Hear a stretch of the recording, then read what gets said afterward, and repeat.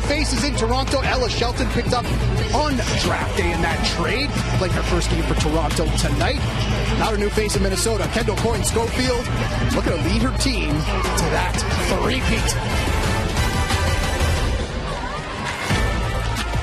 The puck is down and season 3 is underway across the PWHL. Toronto winning the opening draw.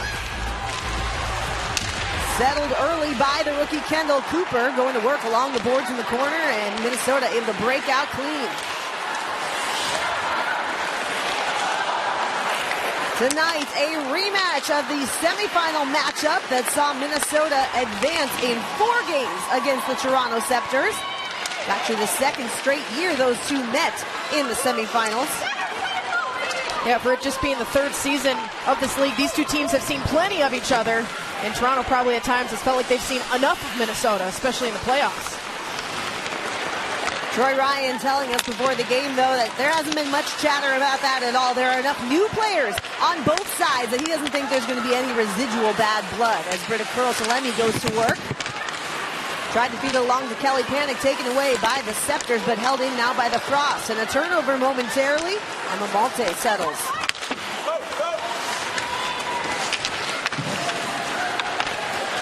Reagan Kirk, your starting netminder for the Toronto side.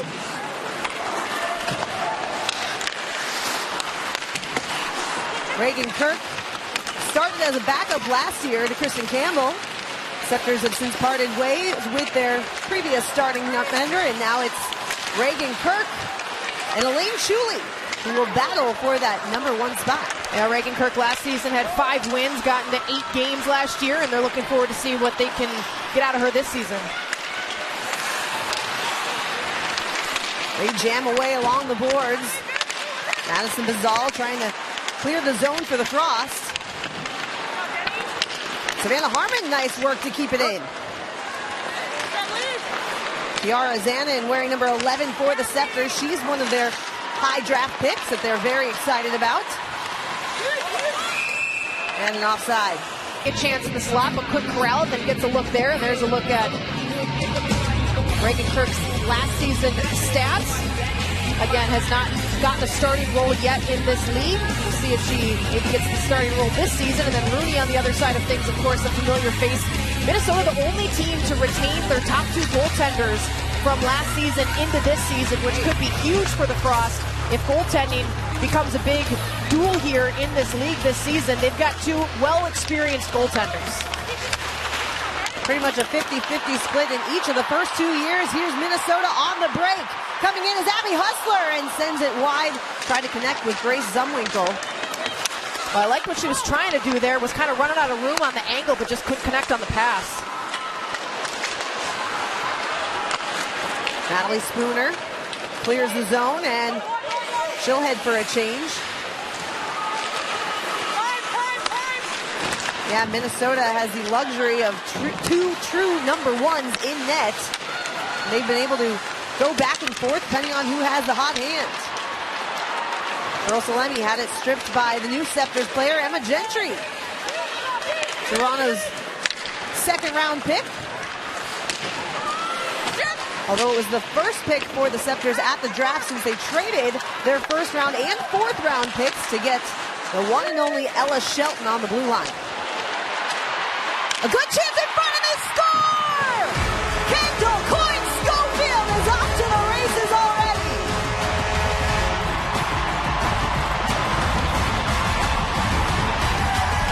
Well, when in doubt, give it to the captain. Kendall Coyne-Schofield knows how to get it done, and it's 11 seconds left to work with here in this first period. We'll see if they can find their way back into this game now. Yeah, we'll remember that moment as this game progresses.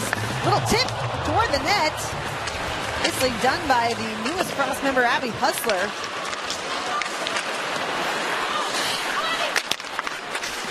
Big difference going into the room down 1 goal versus 2. Absolutely. Especially on the road.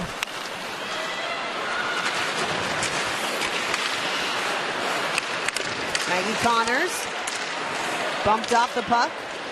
Sitting middle. They jam away in the corner.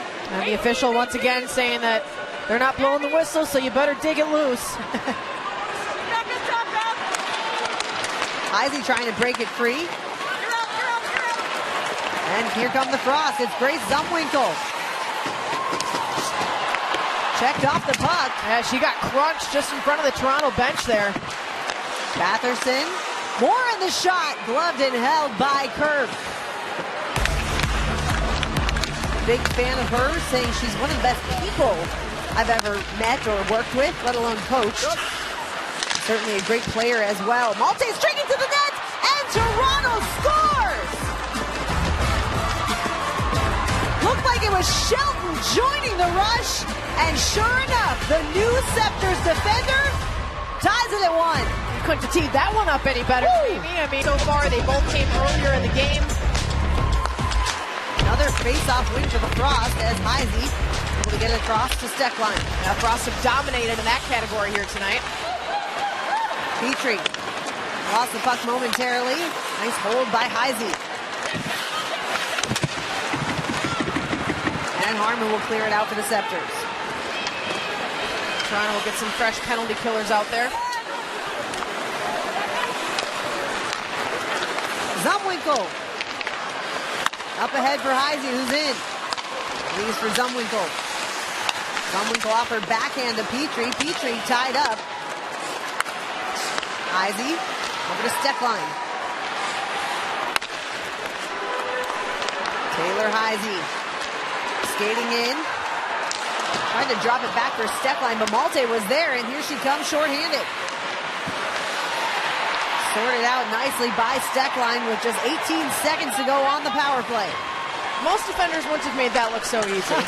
She just kind of stood her ground there and waited for that puck to end up on her stick. Panic shot! A rebound comes loose, but just goes wide. Kelly Panic. Gosh, that looked harmless, and it ended up not being.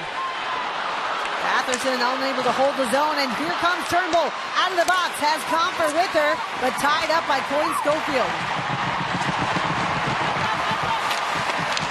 4 shots on goal on that power play.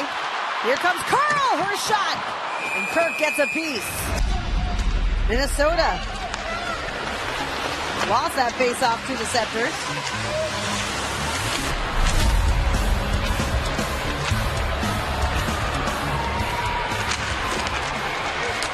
A lengthy battle along the boards, and it pops loose to Allie Monroe. Now Spooner. Malte, one-touch pass. And what a shot, they score! Kiara Zanin with her first professional goal has given the Sceptres the lead. I don't know what was better there, the pass or the shot. Both of them were awesome.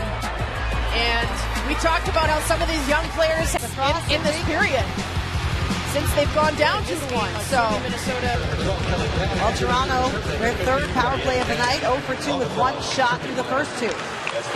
Well, we'll see what Minnesota's made of here. They need a kill. Here a Watts shot, fought off by Rooney. Rebound comes out, and Steckline has it. Steckline tried to feed it to Shisheva, but a bit out of her reach.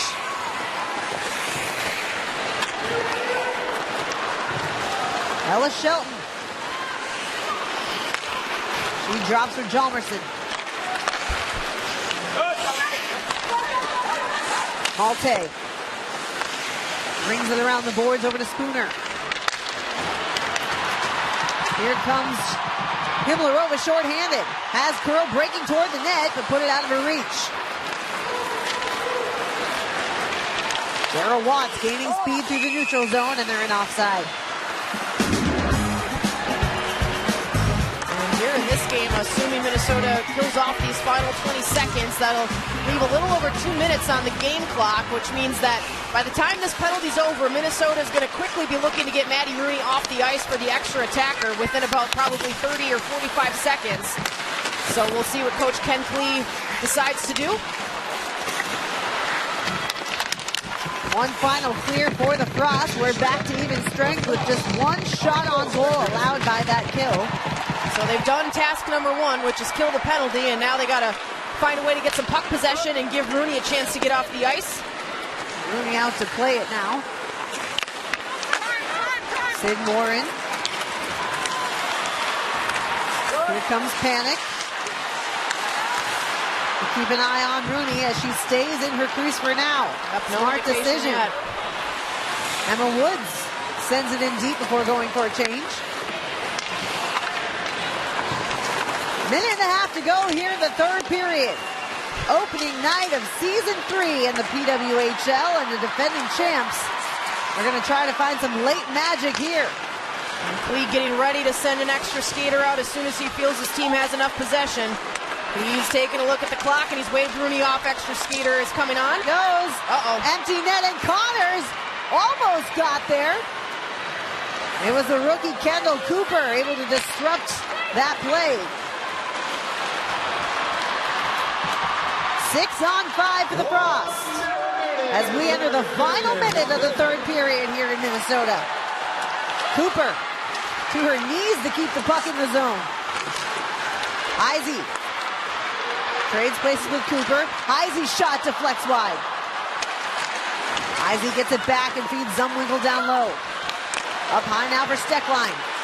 Back for Cooper. Cooper's shot deflects, but just wide. And the Sceptres will send it the length of the ice, but it'll be icing.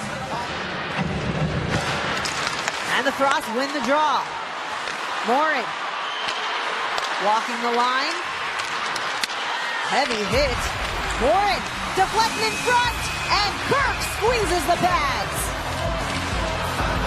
Well, Katie Knoll trying to get a stick on that, and she might be a new fan favorite after how she closed out the season last year, but she can't find the back of the net on that sequence. So Minnesota doing a good job setting the puck up here, getting some offensive zone time with the goalie pulled, but the clock is continuing to tick, and now they have less than 20 seconds to try to even this one up. They did not have an extra attacker goal at all last season. They're trying to change that here in night 1 of season 3.